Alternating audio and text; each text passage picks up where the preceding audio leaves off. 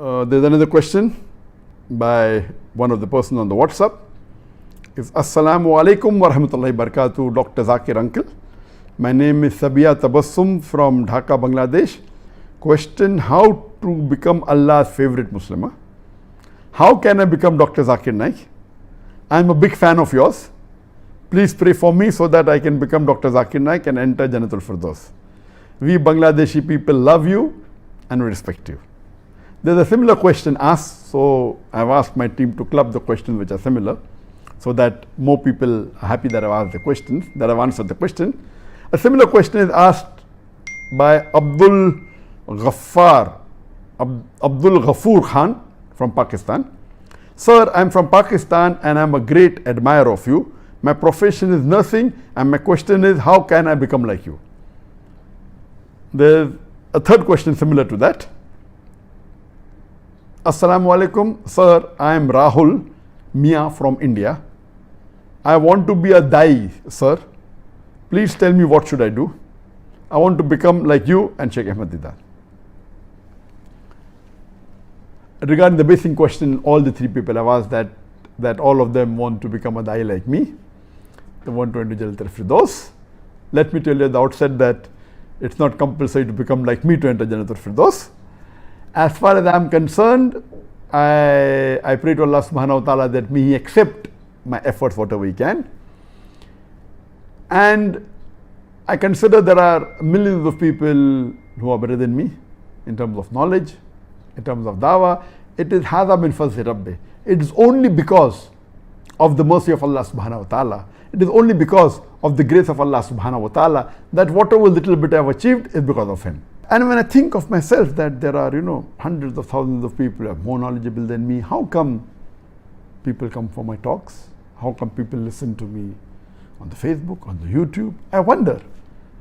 And then that reminds me, that it is three criteria which I always say is important.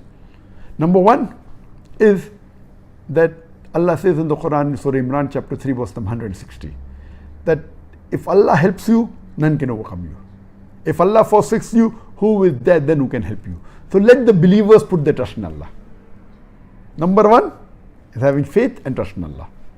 Number two, Allah says in Surah Ankabut, chapter number 29, verse number 69, if you strive in the way of Allah subhanahu wa ta'ala, He will open up your pathways. Second is striving, struggling, hard work.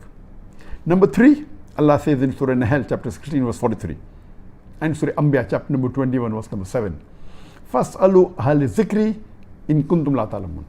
If you don't know, ask the person who's an expert. The third is the technique. So number one is Allah's help. Second is striving and struggling and hard work. Number three is technique.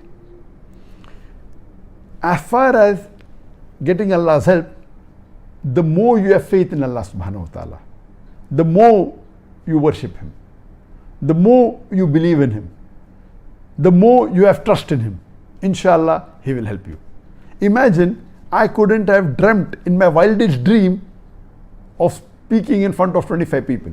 I could have dreamt of becoming the best surgeon in the world, the best doctor in the world, but in my wildest dream, I could not have dreamt of speaking in front of 25 people. Because, as many of you know, that I was a stammerer since childhood. When people used to ask me what is my name, I said my name is Zakir. So imagine what I cannot dream. When I started doing dawah, when I went on the stage, I realized that I did not stammer. Most of the people, when they go in front of public, they get cold feet. For me, it was the opposite. When I speak one-to-one, I used to stammer, but in public, my stammering vanished. Then later on, when I used to speak one-to-one to non-Muslims, even that time I did not stammer. With Muslims, I used to stammer, and slowly, alhamdulillah, my stammering kept on reducing, and yet I stammer off the stage. Allah helps me, alhamdulillah. And I'm sure most of the millions of people who are watching today, most of you may have been multiple times better than what I was when I started my dawah. Allah can make such a person who's a stammerer give lectures where large numbers are attending, so why can't you do that? I don't think so I've really done any great deed, neither have I sacrificed something. People tell me, oh, I'm a fool that I left my medical profession. Some people come and say, oh, because you sacrificed your medical profession. There is no sacrifice. giving up a medical profession as compared to what Allah has given me in the field of dawah, everything, people watching, the fame which was not the reason why we did it, the recognition, the head of state meeting. Me leaving the medical profession is not even the drop in the ocean, and Allah gave me the ocean. So the basic thing we realize is that we should sacrifice the things that you love for the sake of Allah. If you sacrifice for the sake of Allah, if you take one step in the way of Allah, Allah will take multiple times more close to you. So number one is sacrifice, love Allah, trust Allah, have faith in Him, and then ask an expert. As far as we have dawah training programs, where we had in the past, where we train people, but number one is help of Allah, number two is striving and struggling, and last is the training.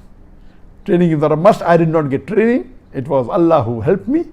That's the least important.